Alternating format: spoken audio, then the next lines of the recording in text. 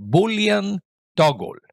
Under params, input, you find it over here. Don't forget, if you select the param and you press Control Alt left click, you also can find it. What does it do? Notice that you can double click and it becomes true. If you double click, it becomes false. What does it output? Let me connect a panel in front of it, and notice it says false. False is equal to 0. If you double click, true is equal to 1. Let's see. Math, addition.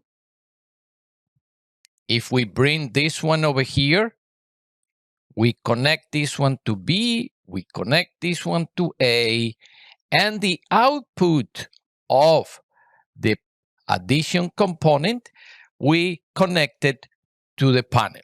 So true is equal to 1. 1 plus false, false is equal to 0. That will give you 1. If this is true, 2 comes out of 1 plus 1. Very simple. False, false,